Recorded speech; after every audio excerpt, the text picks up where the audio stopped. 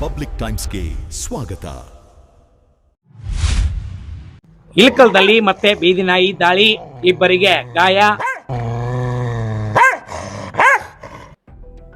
ಬೀದಿ ನಾಯಿಯೊಂದು ಇಬ್ಬರ ಮೇಲೆ ದಾಳಿ ಮಾಡಿ ಕಚ್ಚಿ ಗಾಯಗೊಳಿಸಿದ ಘಟನೆ ಬಾಗಲಕೋಟೆ ಜಿಲ್ಲೆಯ ಇಳಕಲ್ ನಗರದ ವಾರ್ಡ್ ನಂಬರ್ 2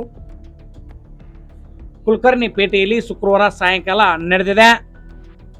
9 ವರ್ಷದ ಬಾಲಕಿ ಶ್ರೀನಿಧಿ ನಾಗರಾಜ್ ಮಡಿವಾಳರಿಗೆ ಕೈಗೆ ಕಚ್ಚಿ ಗಾಯಗೊಳಿಸಿದರೆ 40 ವರ್ಷದ ಯಾಸಿನ್ ಸಾಬ್ ಸಿಪಾಯಿಯವರ ಕಾಲಿಗೆ ಕಚ್ಚಿ ಗಾಯಗೊಳಿಸಿದೆ. ಗಾಯಗೊಂಡವರು ಸರ್ಕಾರಿ ಆಸ್ಪತ್ರೆಯಲ್ಲಿ ಚಿಕಿತ್ಸೆಯನ್ನು ಪಡೆದುಕೊಂಡಿದ್ದಾರೆ. ಸ್ಥಳೀಯ ಸಾರ್ವಜನಿಕರು ಹುಚ್ಚು ನಾಯಿಯನ್ನು ಬೆನ್ನಟ್ಟಿ ಥಳಿಸಿದ್ದಾರೆ.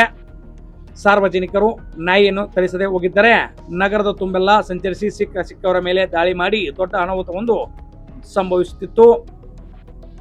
ಮನೆಯ ಮುಂದೆ ಆಟ ಆಡುತ್ತಿರುವ ಮಕ್ಕಳು ಮತ್ತು ವಯೋವೃದ್ಧರ ಮೇಲೆ ದಾಳಿ ಮಾಡುತ್ತಿದ್ದು, ನಗರಸಭೆ ಅಧಿಕಾರಿಗಳು ಬೇಗನೆ ಎಚ್ಚೆತ್ತುಕೊಂಡು ನಗರದಲ್ಲಿನ ಬೀದಿ ನಾಯಿಗಳನ್ನು ಸೆರೆ ಹಿಡಿಯಬೇಕು ಎಂದು ಸಾರ್ವಜನಿಕರು ಆಗ್ರಹಿಸಿದ್ದಾರೆ.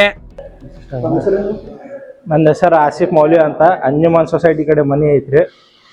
ಇವತ್ತು ಸಾಯಂಕಾಲ ನಮ್ಮ ದೊಡ್ಡಪ್ಪರ ಅಂಗಡಿಗೆ ಹೊಂಟಿದ್ರಿ.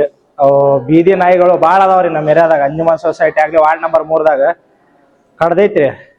ಎಲ್ಲ ನಿಮ್ಮ ಮುನ್ಸಿಪಾಲ್ಟಿ ಒಂದ ರಿಕ್ವೆಸ್ಟ್ ಏನಂದ್ರೆ ನಾಯಿ ಭಾಳ ಅಡ್ಡಾಡಾಗತ್ತಾವ್ರಿ, ತೊಂದರೆ ಕೊಡಾಗತ್ತಾವ. ಸಣ್ಣ ಹುಡುಗರ ಕಡೆ ಆಗುತ್ತಾವ, ಹೆಣ್ಮಕ್ಳ ಕಡೆ ಆಗುತ್ತಾವ.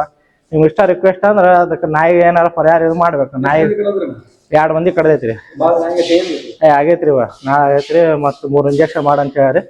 ಮುನ್ಸಿಪಾಲ್ಟಿ ಅವ್ರ ಎಲ್ಲರಿಗೂ ರಿಕ್ವೆಸ್ಟ್, ನಾಯಿಗೆ ಏನ್ ಮಾಡ್ತೀರಿ ಮಾಡ್ರಿ. ಒಟ್ಟು ಶ್ರೀನಿಧಿ ನಾಗರಾಜ್ ಮಡಿವಾಳ ಸುಮ್ನೆ ನಿಂತಿದ್ದ. ನಾನು ಸುಮ್ನೆ ಬಂದು ಕಚ್ಚೋಗಿತ್ತು ಕೈಗೆ.